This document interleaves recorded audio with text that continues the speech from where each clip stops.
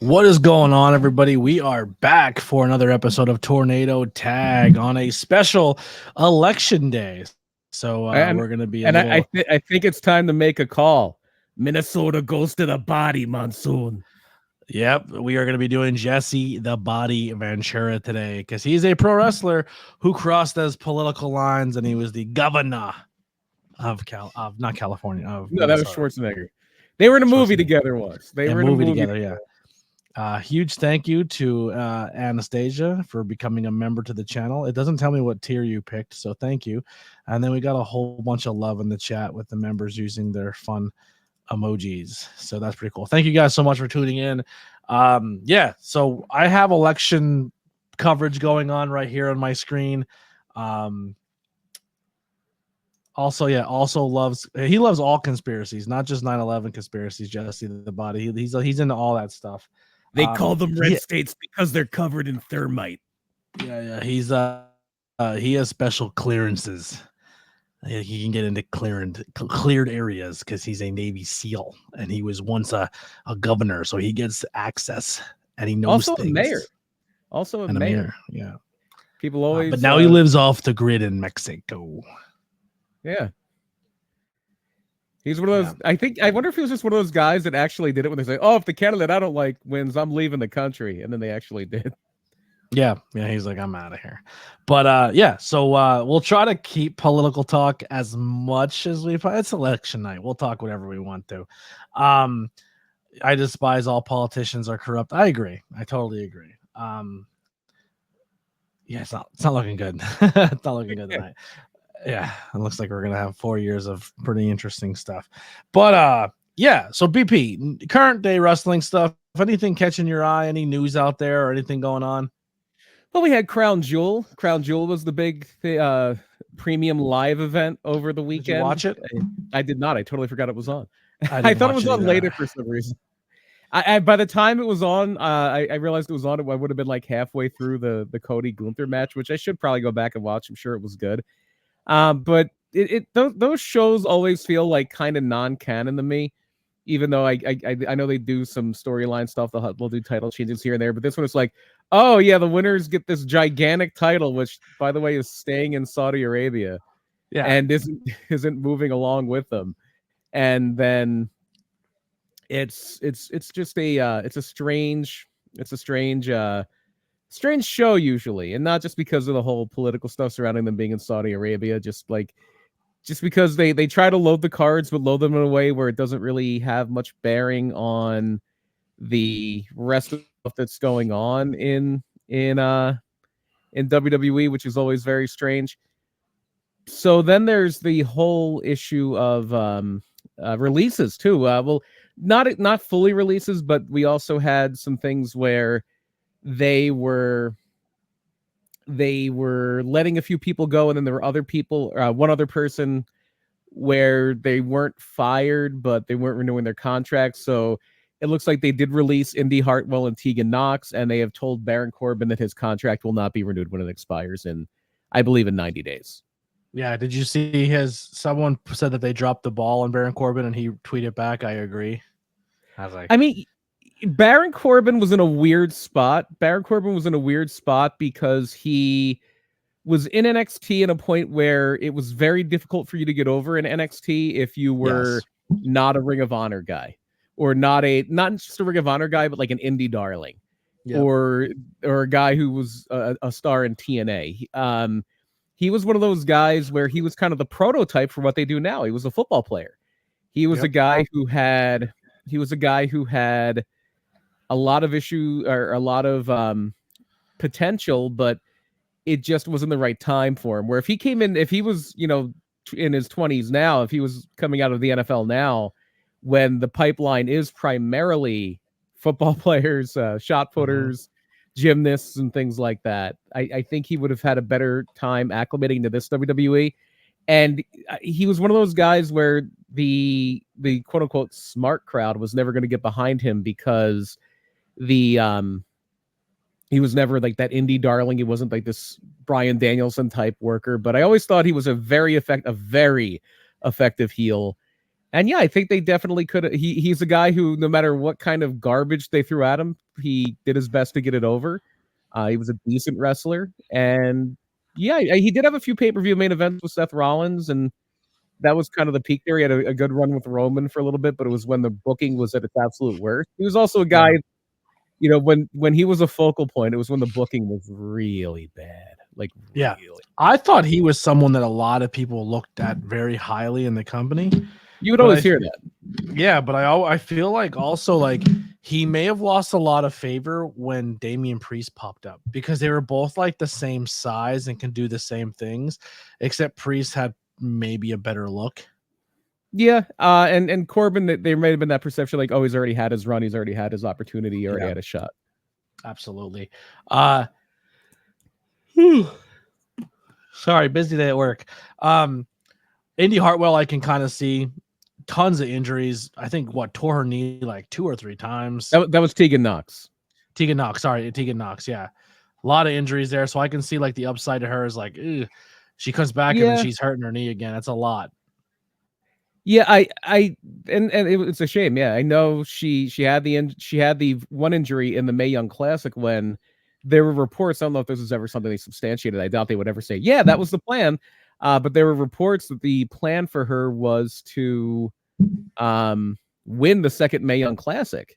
And she tore up her knee in the quarterfinals, and they had to call the audible and go with Toni Storm, and now they're both out of the company. So she's somebody that could very well, no pun intended, land on her feet, even with the injury history. Hopefully her knee is fine. And the 2 ACL injuries. And I think it's also with her and Indy, I think it's also an issue of they realize that they have a locked and loaded women's division right now. You already have a lot of deep talent. You have Rhea, you have Bailey, you have Io Sky, you have Kairi Sane, Asuka will be coming back from injury soon.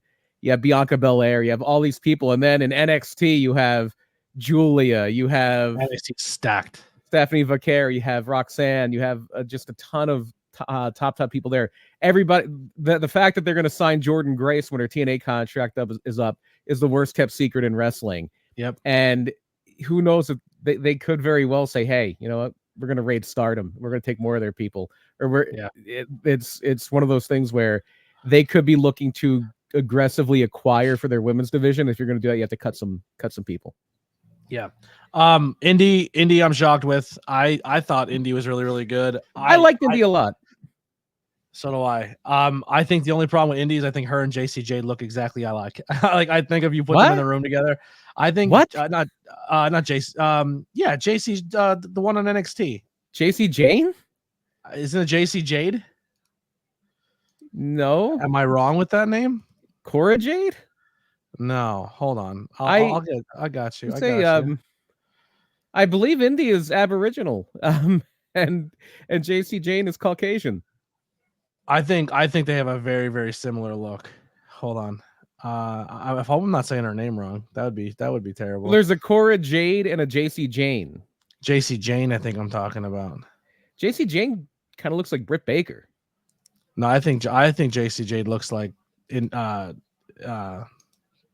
yeah, now I'm getting the names thing. But yeah, I think they look super similar. I'm a fan of her though. Like I'm shocked they got rid of her, but in the chat they said I'm surprised they didn't drop Raquel instead of Indy. Yeah, I would have, no disrespect to Raquel, but I would have definitely kept Indy over Raquel. This is me.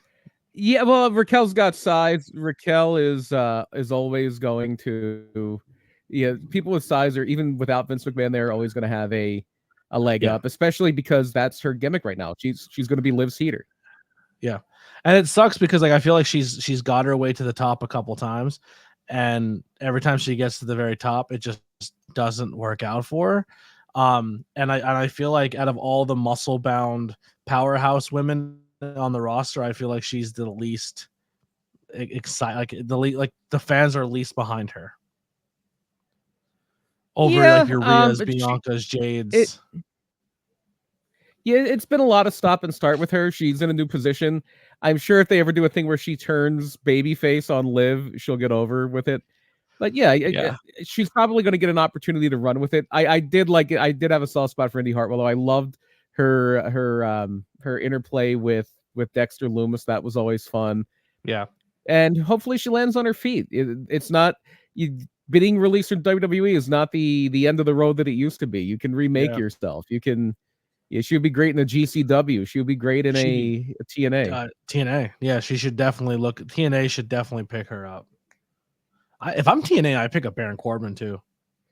Yeah, I mean, you can't hurt. Yeah, the only problem is you don't want to be. Oh, it's TNA. They pick up all the WWE. I mean, they're already known for that anyway.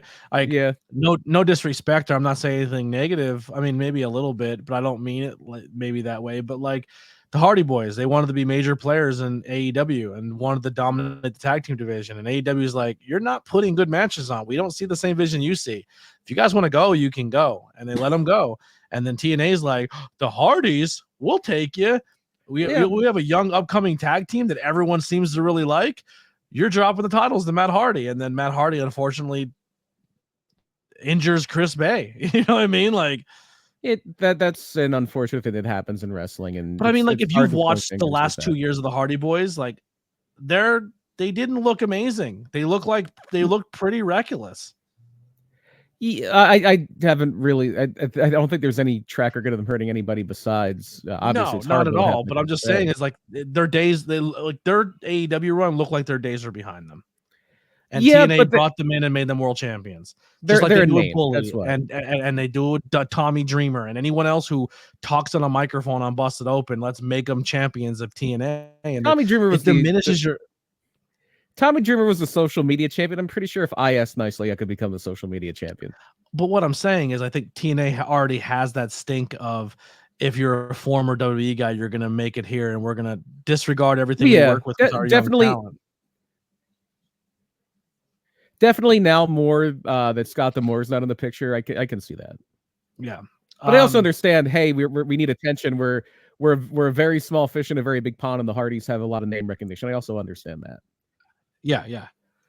Like, I don't mind Ziggler going over there because I think Ziggler can still be a world champion anywhere, and obviously he is. I think he's super talented, but like some of them might grab him like, man, you're sitting on like Chris and Ace and Speedball and all these really young, talented guys, and you're just like, yeah, I think Bully Ray should be our main event this week. It's like, are you high? Like, what are you fucking thinking? They're thinking Bully Ray has name value. He might draw money. And I just don't see it. I don't see it. But I'm also not the hardcore pay your money fan wrestling. You know what I mean? That's just not who I am. But so it is what it is. All right. It's been enough for that beginning banter. Let's get into the topic of the evening. Unless you have any other major things you want to cover. I don't really have anything offhand that I can think of. I have not really been watching modern day wrestling really. Like I'm not saying I'm not into it right now, but it's just I have other things going on, and I just don't really take time out to watch Monday Night Raw, SmackDown, and like I don't know. I'm not really into the storylines right now. I caught bits and pieces of Raw. I believe Alexa Bliss came back. I know it was. Oh, really? I don't know if that was on TV or if it was a dark segment. I know they did a battle royal, but I was kind of half watching. I was working on something, but yeah, they Alexa Bliss, or is she spooky? She's just Alexa Bliss. The spooky people kidnapped the Miz. Oh boy. Last time Miz met spooky characters, didn't he blow his ACL out with a bunch of zombies? Yeah, that was the infamous zombie match where him and was it him and Damian Priest or him and John Morrison or something? And the zombies ate him, and then he came back. That's like when John Cena went to the Phantom Zone. Yeah. Yikes. Sorry, Miz. All right, let's get into it. Jesse, the Body Ventura. And do you want to talk about somebody that's one of the old zombies? school sports entertainer types? No, he was maybe if you've no, he's doing just fine, the Body. Excuse me. Alexa Bliss came back from the Baja. I was a frogman. I found her underwater and went into a search and rescue mission monsoon. So that is for 30 hours long. That's a Navy SEAL trick that we learn in the Baja. So Jesse Ventura, believe it or not, that's not his real name. Even though he was able to run under it. I don't know if he changed his name legally or how that happened, but he was born James George Janos in Minneapolis, Minnesota. I apologize for yawning so much. I don't know why. I'm not tired. I don't know what's going on. So he is, as you would think, from Minnesota. He is a born and raised Minnesota boy, where he would go on to his fame, and well, I guess his fortune was mostly outside of Minnesota, but his highest fame was probably being the governor there. And so sorry, I had a coughing spell like right before we got on here, and I can't shake it now. So yeah, we do have the whole military thing. That's a very big part of Ventura's early life. His parents were both in World War II. His mother was in the medical side of it, I believe. She became an anesthesiologist and worked in hospitals in and around Minneapolis. And Ventura himself was he was in a Vietnam vet. He was in Vietnam, but he did not see combat. He was in a non-combat role. And he was part of, I think there's always this controversy about him being a Navy SEAL. He was part of the underwater demolition team, which later evolved into the SEALs, but I believe it was a kind of, there's always been this little controversy. Was he a Navy SEAL? Was he not a Navy SEAL? But one thing he definitely was somebody who got really into bodybuilding. He wound up leaving Minnesota after coming back from the war, after getting discharged from the Navy. He winds up going to California, and he would dabble with biker gangs, according to him, but he never really got fully into them. And then he realized that this isn't the life for me. So he does go back to Minnesota, goes to college on the GI Bill, really gets into weightlifting and gets into karate. And this is like this is the 70s. This is when Bruce Lee is huge. This is when Chuck Norris is starting to make a name for himself. So this is the perfect time for somebody to really get into that whole thing.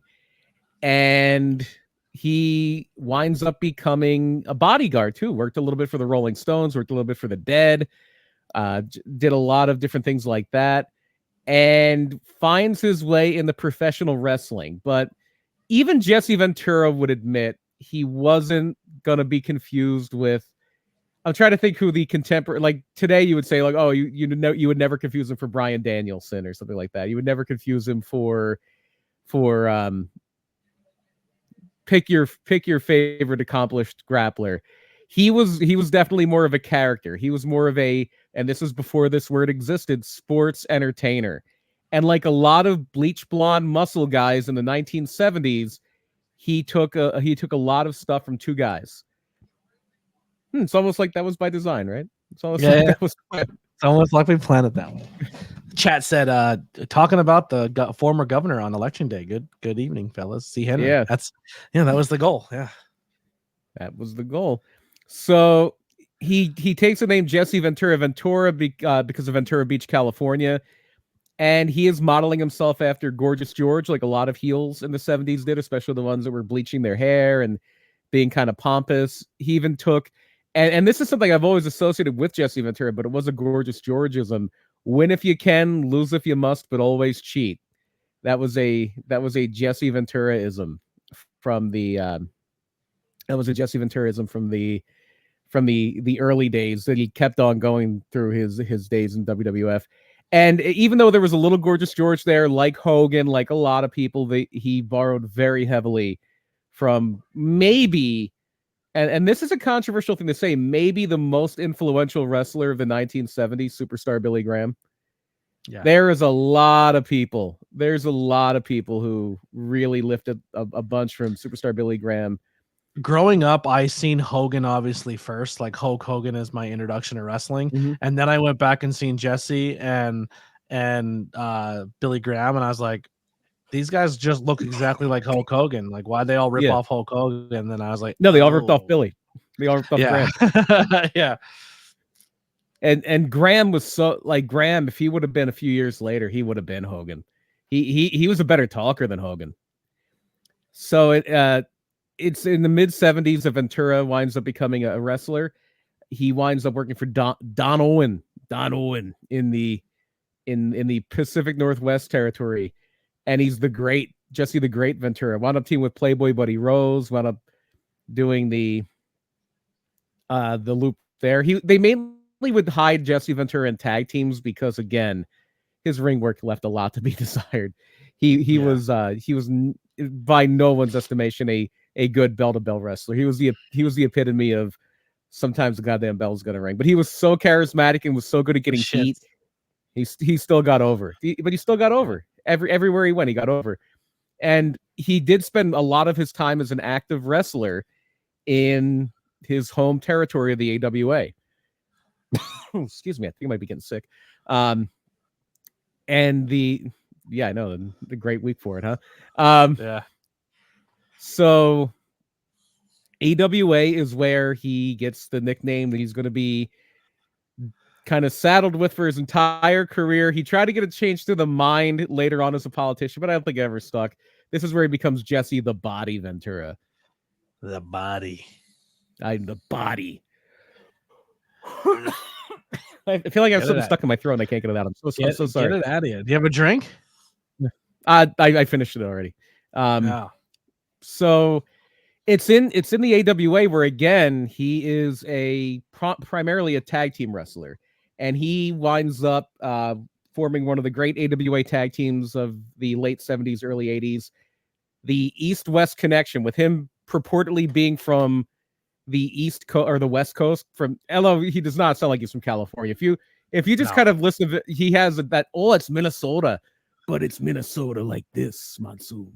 Yeah. And this is not the Adrian Adonis that you remember from late in his run in the WWF, where he's in a dress and wearing pink trunks and wearing makeup and he's hosting the flower shop. This is the badass biker Adrian Adonis, who is kind of a serious threat. Now, when I say this, I'm not saying this to be disrespectful, but obviously Adrian Adonis was trying to look more effeminate and maybe like a gayer character. I thought he looked gayer as a biker than he did as Adrian Adonis. Okay. All right. I'm just gonna be honest. He went from feminine to leather daddy. Like I went the opposite way. He went from leather daddy to feminine. Yeah. I was just like, I look at old leather, like Adrian Adonis. Even then, I was like, he still looks like super gay character. Like I was like, oh, that's always been his thing. Like even him as the badass biker, I was like, okay. Well, you should look up old pictures of the Road Warriors. You should look up old pictures of the Road Warriors. You should look up the video for the Fabulous. Are they like BDSM boys? Well, that's more Demolition, but they were taken off of like Humongous. Yeah. So were the now the Road Warriors, like they did a lot of leather and stuff like that in their early days too. And they are the North. Could you imagine? What is it called? Dust? I almost said the North-South Connection, but that was Adonis and Murdoch in the WWF. Yeah, because the East-West Connection does have a very healthy run with the AWA tag team titles in the very early 80s. Luzerne County's voting place got evacuated for a bomb threat. There's a bunch in Georgia that the same thing happened. Yeah. Yikes. So I voted. Sorry. One of the reasons I voted by mail. I was there first thing this morning. I got it done right away. So the whole thing is kind of cut short with the East-West Connection because they both go to the WWF. And this is before the full court press on Vincent K. McMahon taking over. They're just moving on. Ventura is a guy, Jesse Ventura is a guy that was tailor-made for the WWF, especially when superstar Billy Graham's kind of receding. So yeah, he's not the superstar, but he can talk and he's got a great look, and they come in there and they're managed by classy Freddie Blassie as if Jesse Ventura needed a manager. But this is back in a time when every heel had a manager. Every heel pretty much either had Blassie or Albano. When he was alive, the Grand Wizard. After that, Fuji was actually still a wrestler at this point. So eventually it would be Heenan when Heenan jumped over. Yeah. And he had some runs with Backlund, but Jesse Ventura's run as a wrestler you would think he would have been a guy that was in prime position to really, really flourish when the whole Hulkamania thing was starting to come up.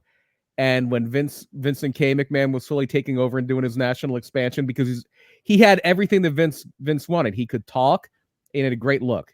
And Vince didn't really care if you were a good wrestler. That was third or fourth down the list of things he cared about was, can you have a good wrestling match? Yeah, who cares? It's a muscle show with promos. Yep. And he would do things like arm wrestling contests with Ivan Putski, who was the local babyface strongman. He would have run-ins with Hogan.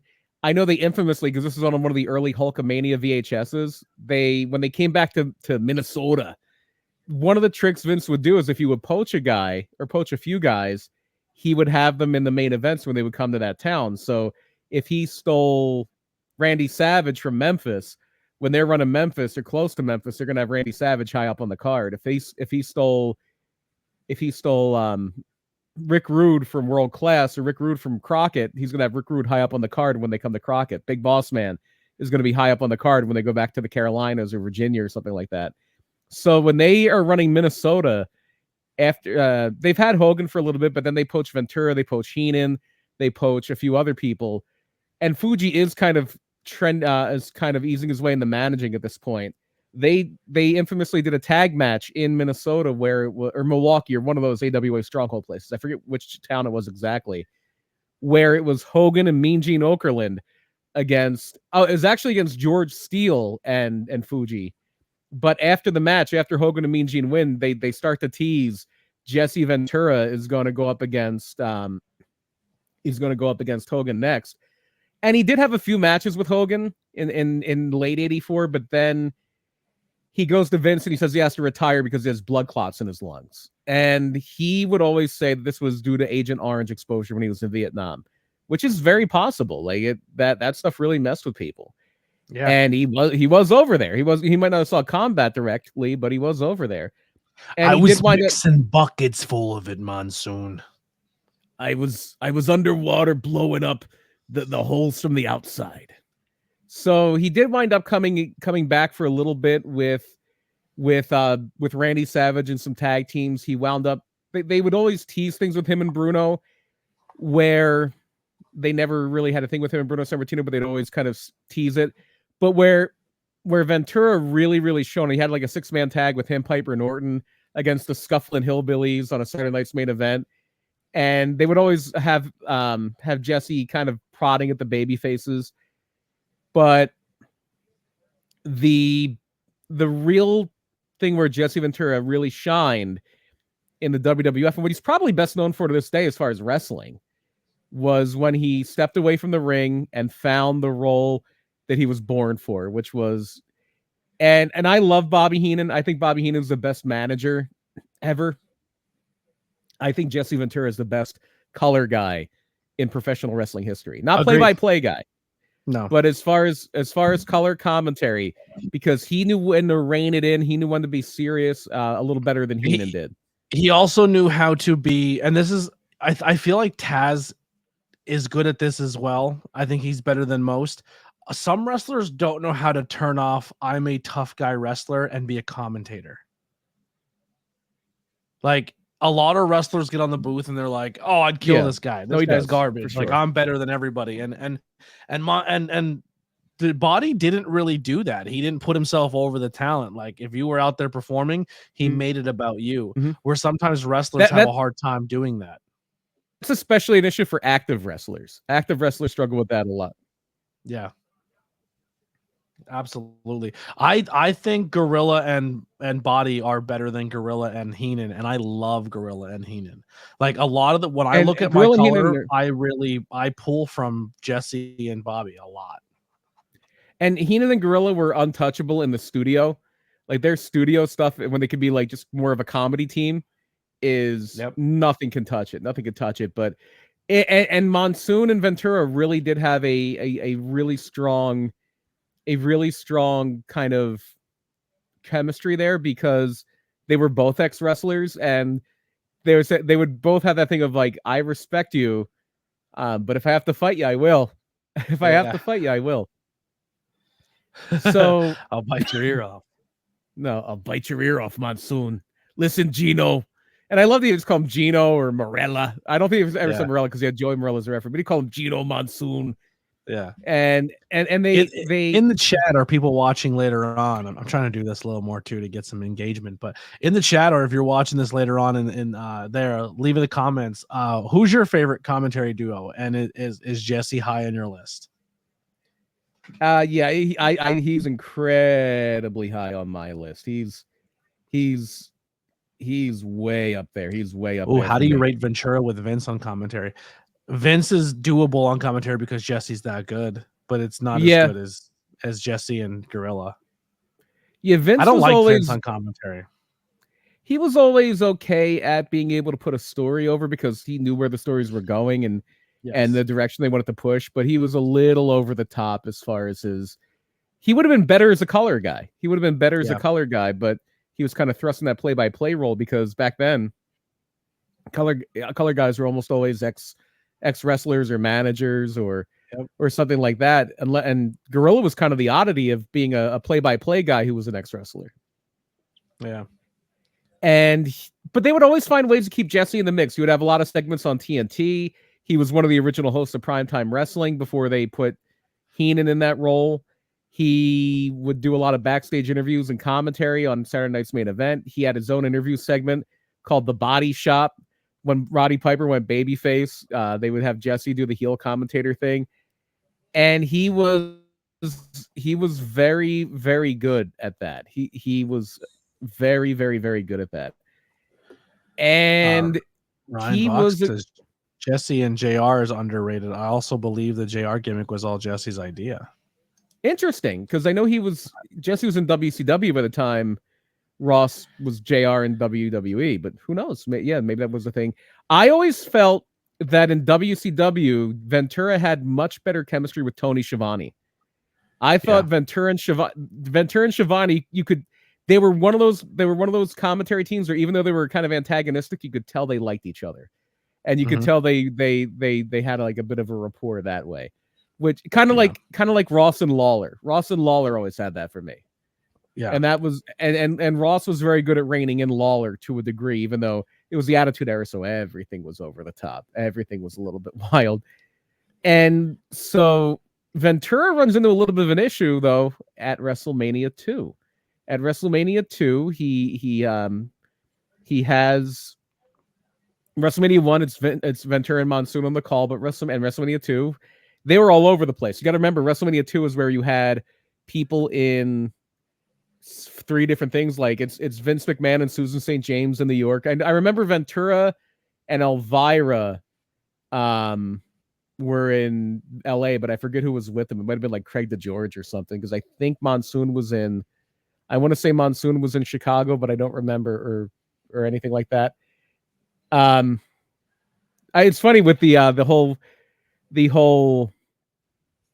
thing with JR and with Schiavone and Ventura. I remember now. I was just watching one of the old Halloween Havocs for last week. I think it was 93, because by 94 Heenan's in there and Ventura's kind of gets shunted to the back, and by 94 Halloween Havoc, Hogan's in and Ventura's out of there. So after Hogan came, we'll get to that later, but after Hogan came to WCW, Ventura's gone, and we'll get into why in just a second here.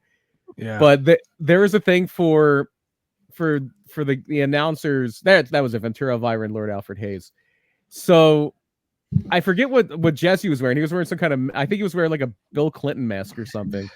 And then Schiavone was dressed as Jesse Ventura. He had like a bald wig on and the painted on goatee, and he was doing a Ventura impression. He could just tell they were having fun with it. They were just having fun with it. And Ventura was a guy, I don't know if he was the first, but he was definitely a guy who I think Piper may have done this in like Mid-Atlantic, or there may have been some people elsewhere. But Ventura was a guy who really, really made the heel commentator a thing. Really, really popularized the idea of a heel color commentator. And at a point where a lot of people are neutral, and a lot of, especially Vince and Gorilla. That's why he worked so well with those two, because they were just cheerleaders for the good guys. Ventura was a cheerleader for the heels. And he also wasn't afraid to make an idiot out of himself too. Like he was like dressing weird and dressing flashier, doing silly things. Like he knew how to be over the top, and he knew how to be over the top, and he knew how to really, really be a guy who would get himself over. He knew how to get himself over as an announcer, and he knew how to stand up for himself. And he knew his worth, which not a lot of people did back then. To the point where we just talked about WrestleMania 2. We just talked about Ventura and Hulk Hogan. They were kind of close. They were both like bodybuilder guys. They had both come up in the AWA. They had some common ground there. However, as WrestleMania 2 is coming along, Jesse Ventura is like realizing, the WrestleMania 2, there's a lot riding on this. This is our perfect opportunity to get a union here in the WWF.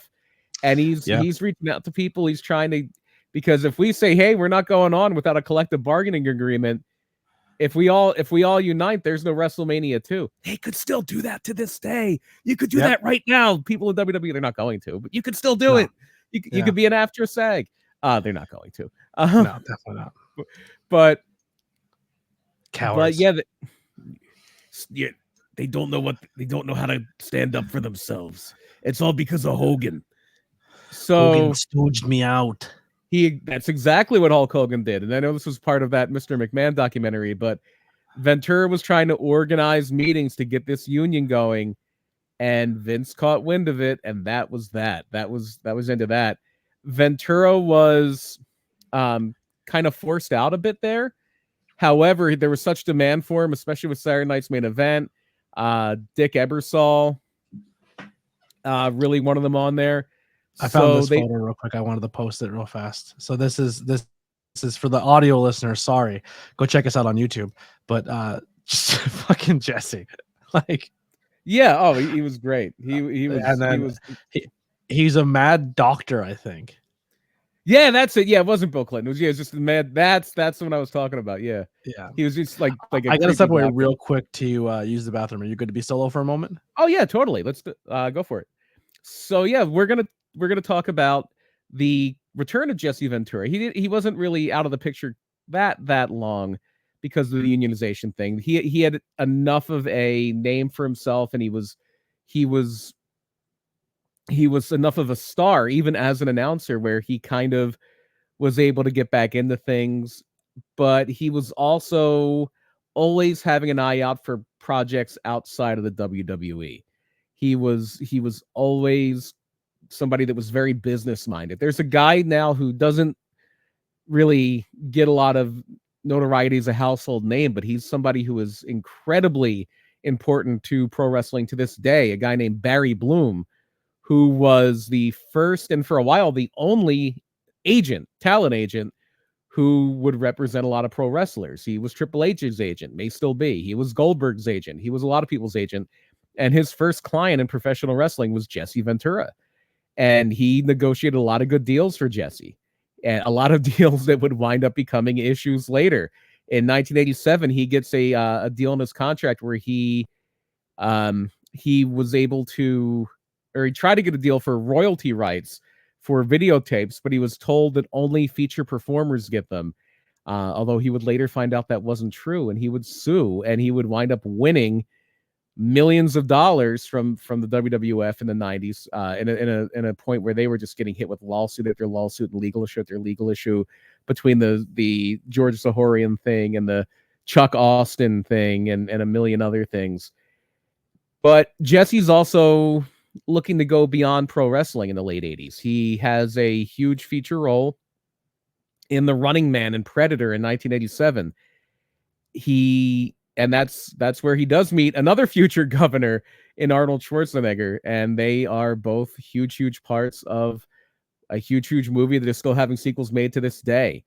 And works with Arnold again in The Running Man. We're talking about Jesse and the Governator, another politician, I believe he's in the WWE Hall of Fame. I know he inducted somebody in the Hall of Fame, but he had a few appearances there. Yeah. And I do you imagine going back and just, sorry to cut you off. You mentioned going back and like watching Predator, and you're like, two of these guys are going to run office one day. You're like, get the Carl Weathers and the Alien. Yes. I'm all for it. Carl Weathers and the Alien. Yeah. Didn't see that coming. And he does take some time off. He doesn't do a whole lot of commentary in 88. He takes some time off to shoot some movies. He winds up being the special referee for the Mega Powers and the Mega Bucks at the first SummerSlam. But he does stick around WWF for a little while. He even did some football. He even did some football. Jesse's not in the Hall of Fame? I guess that makes sense. No, Ventura's in there. I believe Ventura went in the first year they brought it back in 2004, I want to say. The one before WrestleMania 20, I believe that class had like Bobby Heenan, Greg Valentine, Ventura.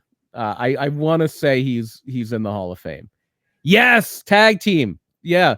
So what? That was... Wait, there's a TV show where Jesse and Piper play cop wrestlers? I believe it was a pilot, and they aired the pilot as a movie. Yeah, Ventura is in the WWE Hall of Fame.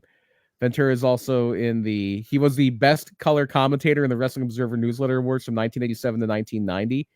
He won the Frank Gotch Award from the George Tragos Luthez Hall of Fame. But yeah, there was, I remember seeing this. I remember seeing this when it came on. I forget what network it came on. But yeah, so after Predator, after Running Man, after No Holds Barred, he was also in a movie called Repossessed, where it was like a spoof movie, like Naked Gun, or like a Scary Movie, or one of those, where it was making fun of The Exorcist, and it was like an adult Linda Blair, and Leslie Nielsen was the priest. And as he's trying to do the exorcism at the end of the movie, Ventura and Mean Gene Okerlund are just calling the action, which is a fun thing.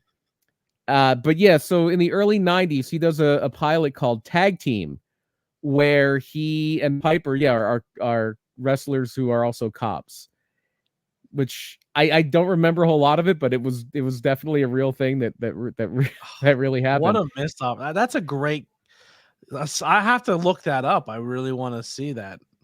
That was also around the time he was in, I believe it was a Miller Lite ad, because I want to say he had like he had like a gold bandana and in black sequins it said "less filling tastes great."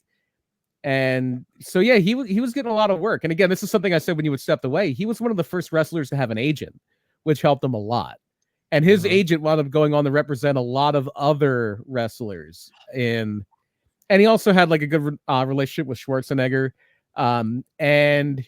But he had a deal to do a wrestling game with Sega in the early 90s, which would have been on the Genesis.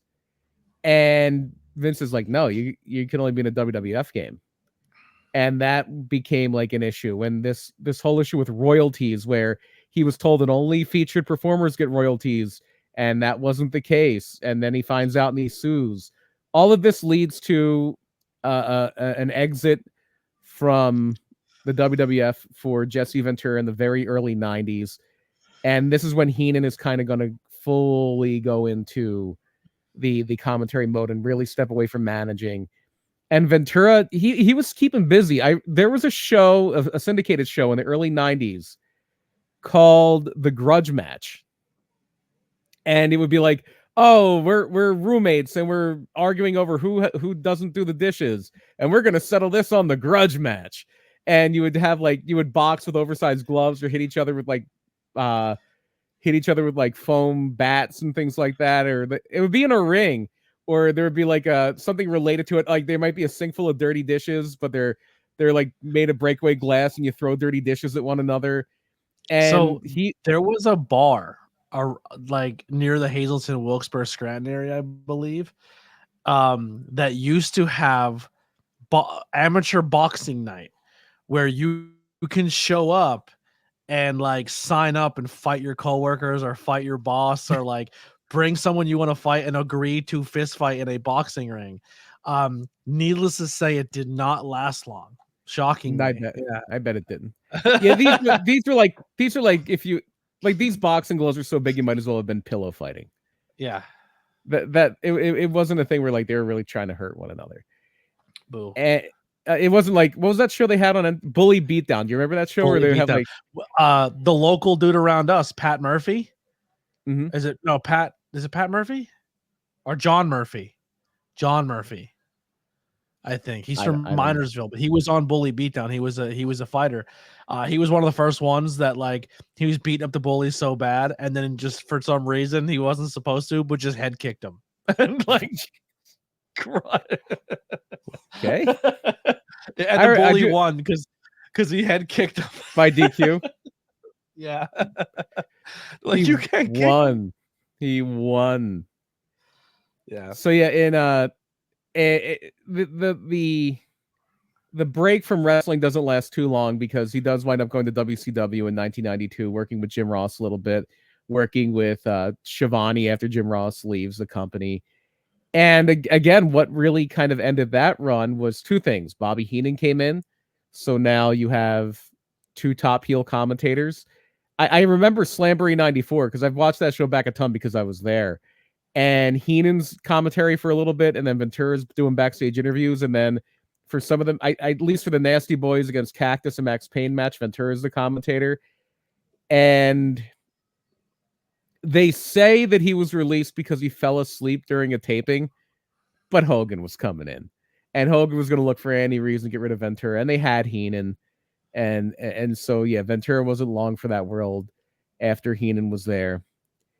And so at this point, and somewhere along the way, I believe it was while he was, it may have been while he was still in WWF, but he became the mayor of Brooklyn Park, Minnesota. It was, from 1991 to 1995. So it was after he had left, it was while he was working for WCW.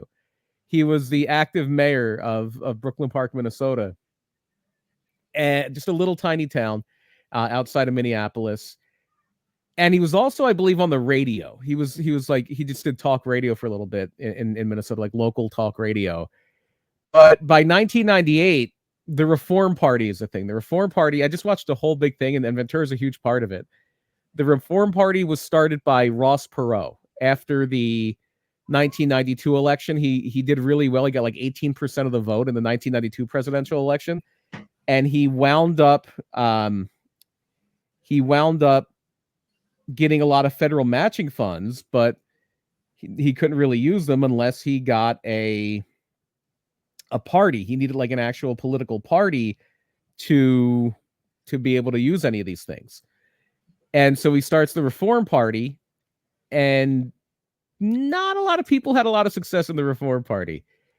Jesse Ventura winds up becoming the Reform Party nominee for governor of Minnesota. I believe the incumbent governor was either term limited or was like stepping down. So you had Norm Coleman, who I think wound up actually becoming the governor later, who was the Republican. He was the mayor of St. Paul. You had Skip Humphrey, who was, his father was like the guy in Minnesota, Hubert Humphrey. The Metrodome was named after him.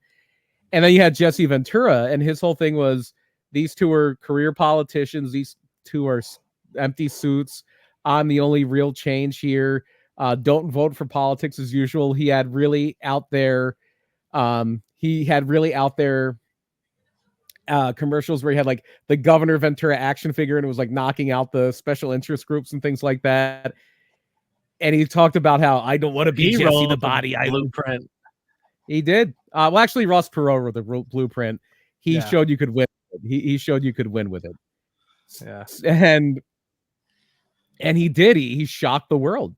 He shocked the world and won the governor's race in 1998, I believe. He was 1998 to 2002, I believe. Overall, has he looked as a successful governor? No, he was. There is from what I understand, there is a reason that he did not run for re-election, and the main reason was it was pretty clear that he would have lost badly. He was a bit inexperienced. He didn't even run for governor again.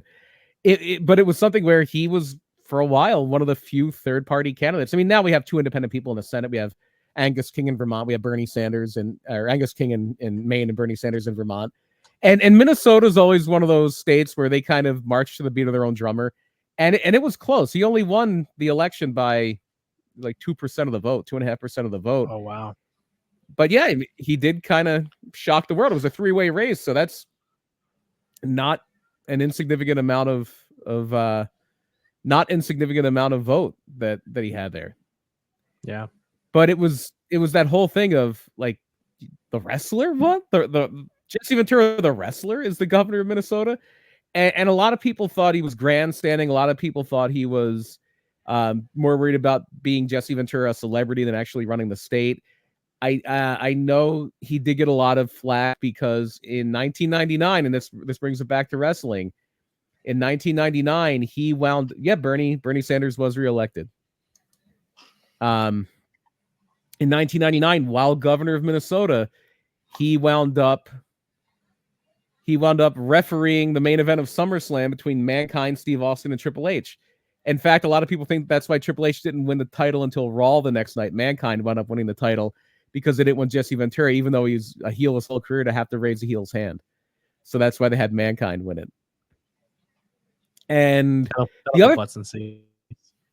What's that? Oh, yeah. Put butts and seats. Well, he was only champion for a day. He literally lost the next night.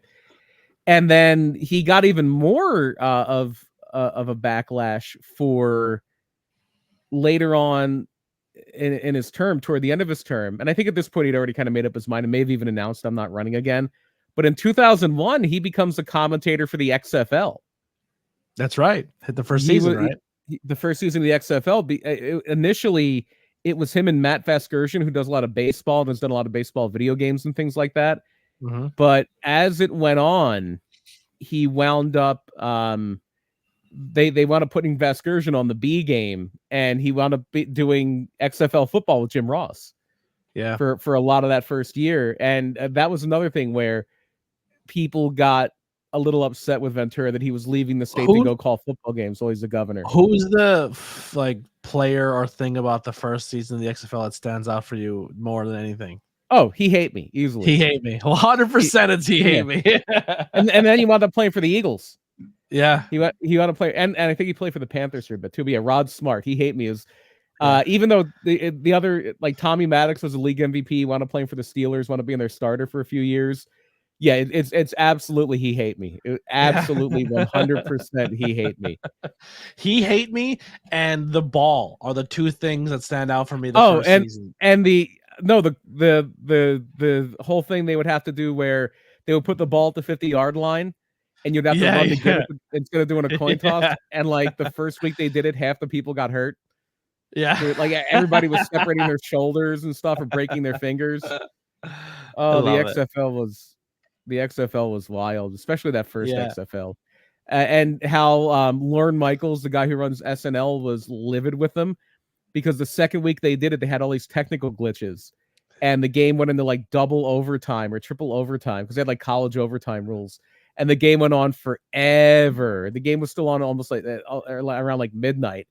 And it was supposed to be like Saturday Night Live's one of their big episodes. Like Jennifer Lopez was going to be the host of it. It ruined the ratings. And it wound up not going on the air. Like usually SNL, I think, was on at like 11:30. It was like well after midnight when SNL got on the air. And they say Lorne Michaels was fuming. And that was the second week. Well, like the first week the ratings are pretty good, and then the ratings started to really tank. And then the rebrand of the XFL, I'll never forget. Like I was like, oh crap. DC's got a team, baby. They're dominating. They're killing everybody, blowing everybody out. I go to Pilgrim. I'm going to watch the XFL championship. I'm going to see Washington as a adult win a football championship, and they get blown out by one of the worst teams in the league. Oh, football. Like gets destroyed by the worst team in the league in the championship. Like this team shouldn't even have been in the championship game. Yeah, were they like 4-12 or something? Well, that's the thing with those small leagues. Sometimes like a bad team will sneak in. Yeah, sometimes they won the whole goddamn thing. So Ventura back this year? Well, it merged with the XFL merged with the new USFL, and they now call it the UFL, and which was another league that didn't last too long. They came back, but they only kept like half the team. They kept half the teams from the XFL and half the teams from the USFL, and I lost interest because they didn't keep the Philadelphia Stars. Did they keep DC Defenders? I don't remember if they did or not. I believe they may have.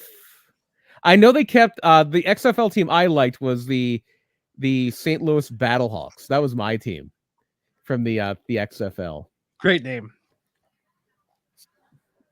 And I only like them because they have wings on their helmet. It's like it's a sword with wings, which is weird.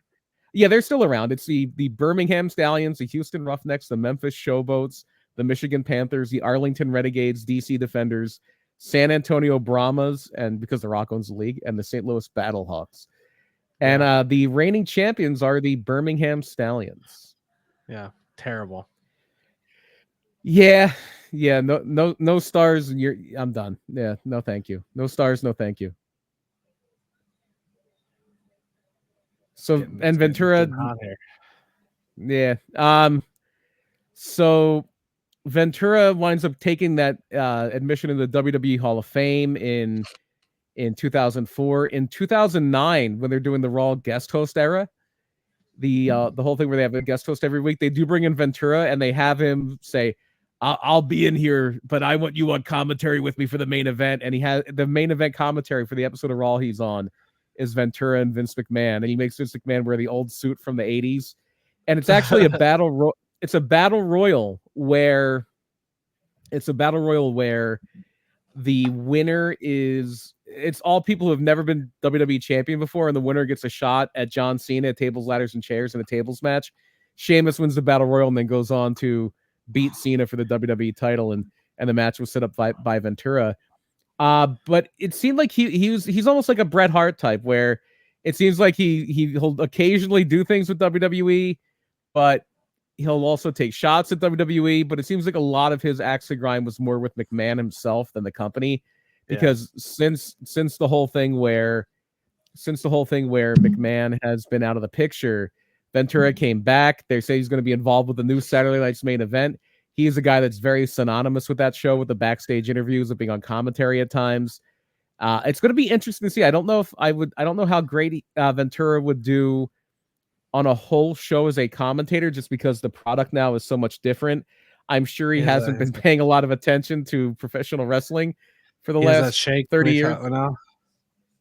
And he's also 73 years old. But who does the best Jesse Ventura impersonation? Killer Cross. Will Sasso is a close second. Will Sasso is really good. Will Sasso could go on a full. Like, here's what makes I think Will Sasso better than Cross. Cross is like a wrestling fan, so he can quote Jesse and say old school Jesse stuff. But also, like, Will Sasso is a giant wrestling fan, but he's also has that improv skill where he can just make up a story and just do it as Jesse. I lean more towards Sasso. Yeah. Well, yeah, Sasso's a better comedian, so he's going to be able to riff better. But yeah, when I first heard that Chris Van Vliet video, where he is just totally freestyling this Jesse Ventura thing, I'm like, this is incredible. Did you see when Van Vliet had Jesse on? Cross shows up and does his impersonation to Jesse in person, and then they call in Sasso, and Sasso's talking to Jesse through the phone as Jesse. Yeah, that's impressive. That's a lot of fun. So good. I would just say bring Cross in for like Saturday Main Event and just be Jesse the Body Ventura. Well, they're gonna get the real Jesse Ventura for it seems. Yeah. Just pass the torch. Just let Cross be the new Jesse the Body Ventura. You could do that as well. And Sasso had experience because when he was on Mad TV, at the same time that Ventura was the governor of Minnesota. They would do a lot of sketches. In fact, when Sasso did his whole thing with Bret Hart, where they did a thing setting up Bret Hart wrestling Will Sasso on Nitro, it was because they did a whole angle where Bret was supposed to attack Will Sasso on Mad TV and put him in the sharpshooter. I think threatened one of the other cast members, Deborah Wilson. I think he might have threatened her, maybe pushed her or something. But I think it all ended with her turning heel on Will Sasso for some reason. It was just one of those things where WCW was losing the war and they were just doing anything they could for publicity. So RoboCop and Chucky and no, that was way earlier. RoboCop was Chucky wasn't, but RoboCop was like 1990. Chucky was around the same time. The Chucky and Rick Steiner thing was around the same time. All right. Anything else for Jesse, or are we about to wrap this one up? I think that's pretty much it. What an interesting. He had a movie. They did a movie about him on NBC. Chris Kanyon was very involved in it. Really? I think he did the stunts. He wasn't the actor that played Ventura, but when Ventura would wrestle, it was Chris Kanyon actually doing a lot of the work with it. It was that and Ready to Rumble when they did a gimmick with him where it was like Champagne Canyon, who was a big Hollywood star, because he did the same thing for Oliver Platt in Ready to Rumble, where he was the guy who would be doing all the wrestling when Oliver Platt was doing all the acting. Yeah. So we do have some episodes coming up. So next week on the show, we'll be doing the history of the United States Championship. So that'll be coming up next week. So we'll be doing that. Whoever books RoboCop is a genius. Ryan Vox will always love RoboCop coming out because he then booked RoboCop to come out at an Outbreak show. I just remember sitting in the crowd going, what the fuck? I was like, where did they get an accurate RoboCop suit? That was impressive. And then after, on the 12th, the history of the U.S. title, everyone get your homework ready. Dial in your peacocks and tune in to Survivor Series 1998. That's what we're going to cover on the 19th. And then the 20th. Yeah, the 26th. The day after Thanksgiving, we're going to have full bellies. We're going to be thankful. But you know what else we're going to do, Brian? We're going to lie. We're going to cheat. And we're going to steal, baby, because we're going to be doing the history of Eddie Guerrero to probably a guy we're all pretty thankful for when it comes to professional wrestling, right? That's a guy I would say in a nutshell, very thankful for his career. In December, I think I'm going to rearrange the order. And I think in December, we're going to start off with a show. And we're going to start off with Starrcade 1993. And then we're going to do the history of the Armstrongs. That's going to be a fun one. I'm looking forward to that. Yeah. And then we're going to do, because, you want a good Christmas gift. And one of the best things you can get for Christmas is gold. How about 10 pounds of gold as we cover the history of the 10 pounds of gold title? And then to roll out the new year, the 2025 or 2024 around Christmas. No, around out 2024, around out 2024 for Christmas. Another guy who I think is jolly and gives everyone good feelings for the most part is Mick Foley. Let's just end the year with the history of Mick Foley. He likes Christmas. He's a big Santa Claus guy, so that's how we're going to close out the year of 2024 Tornado Tag. Also, we do have some show reviews coming up. Myself and Lily will be doing the Camp Leapfrog reviews, so we're going to be doing those. Be on the lookout for those. Also, possibly this in the month of November, December, we're going to be bringing back or adding a post show to some wrestling things, or just maybe on a Friday, Saturday, Sunday night where me and Lily are going to recap what's been going on in this week in wrestling. So it makes me watch more modern day wrestling because I've been really, really terrible at doing that. But BP, you got some shows coming up for November. Let's plug them. I do. The big one is going to be this Saturday, November. I almost said September. I'm way behind. This Saturday, November 9th, PPW Engage at the Slatington Expo Center. A lot of fun stuff happening there. I was supposed to. I'm going to announce it on this thing as soon as we get off here. But I'll give everybody a sneak preview. We're going to announce a match that I think could be the show stealer tonight. I think it's the last match we have to announce. We were waiting to hear if somebody was going to make it. It looks like they're going to be doing some other stuff that's going to be a lot of fun, and I hope they knock it out of the park. But we are going to be doing a big three-way triple threat with Diego Hill, who has been wowing the PPW audiences all year. Mark Alexander, who has taken the ball and really run with it this year, and a new guy that I'm very excited to see in PPW, Christian Robinson. Diego Hill, Christian Robinson, Mark Alexander in a triple threat match. I'm a big Christian Robinson fan. I'm gonna try to get him on the podcast before the end of the year.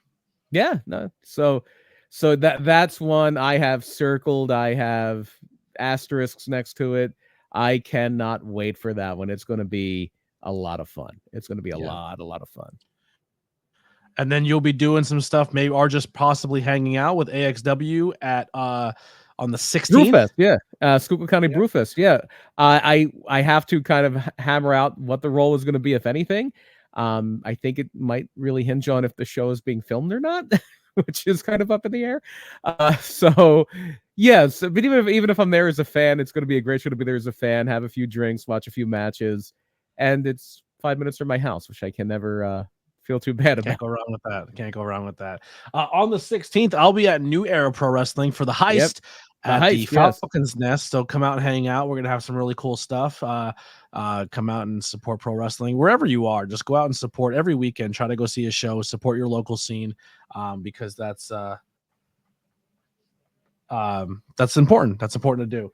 Anything else? Anything else we got going on? I don't think really anything else when it comes to wrestling. If you are super local in certain areas here, I think it's primarily if you have the Service Electric Cable Company.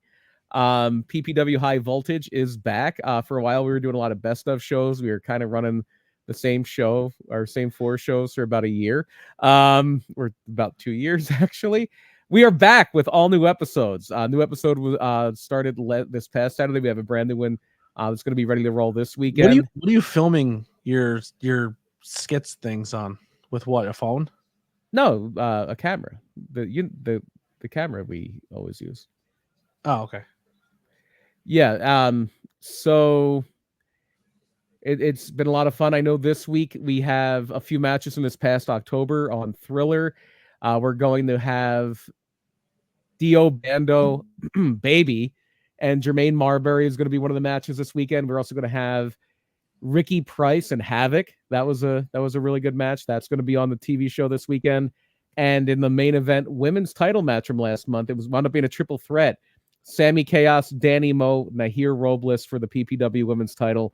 That's going to be on, if you're local to Pennsylvania, you have access to WYLN 35. I believe it comes on Saturday at 5 o'clock, but you don't want to watch that one because you want to be on your way to Thriller, which happens at 7, or I'm sorry, to Engage, which happens this Saturday at 7. You want to actually catch that show on Sunday night at 10. So be there live for the show on Saturday and then watch it on WYLN at 10. There you go. Just have a PPW weekend. Make sure you go support those companies. Go support PPW. Subscribe to them. Go support AXW Wrestling, Schuylkill County Brewfest, our Brews Giving, Pilgrim Brewing Company. Go check that out. And of course, our friends over at New Era Pro Wrestling and High Tension Wrestling Network. Lots of good people that are working with us on the scene. Listen, at the end of the day, we're a bunch of dudes who just sit around and talk wrestling, and since then have been given amazing opportunities in this business that we don't take very lightly. BP, you got a little hardware on your side now, right? What do you got going on over there? Yeah, it's not within arm's reach, but yes, the other tag title is here, but it's over there. The tag title is now in BP's possession. Are you bringing it to PPW? I don't know. I got to carry a lot of stuff to PPW, and you don't like carrying the belt. I don't like carrying the belt when I'm kind of not the boss, but the boss's assistant. Yeah, you don't want to be a mark. I completely understand where you're coming from. I may have another belt in the production coming very, very soon, and then I'm done for a long time. I want my Golden Era title, so I have my Golden Era tag team. I got my Golden Era Intercontinental, and there's only one other title, so you can do your imagination. But hopefully that's going to be in the works soon, so I will have my 3 Golden Era titles. I think the only other thing I would really have to add to that would be the European Championship, because that's pretty much the only other one in that era. Yeah, if you want to be a big D'Lo Brown fan. Yeah, I mean, I've been to Europe, so I feel like I'm justified to have it. You know. Yeah, the UK is like kind of Europe. I mean, it is Europe, but they didn't want to really be united with them. Yeah, we'll figure it out. But that'll do it for Tornado Tag. We'll see you guys next Tuesday. Probably shoot for 7 o'clock. Getting out of work at 5:30 and sometimes staying a little later, and then coming home and trying to eat and wind down is tough. 8 o'clock I feel is too late at night, so we're gonna dial it into 7. Try to be done at least by 8, maybe run over a little bit into NXT. But tomorrow, make sure you guys check out NXT and AEW are both on the 2300 Arena show, as well as the AEW show. It's going to be a lot of fun. Enjoy yourselves. Election night. Be safe. Love each other. We can all get along, even though we don't agree on everything, unless it's racism, homophobia, or transphobia. And then you can go, I don't care. You can go fuck yourself. I can't get behind you on that. But everything else, I do your thing. Love each other. Have fun. Enjoy. And election night. And Thermite, as we talk about one of the first wrestling politicians of all time.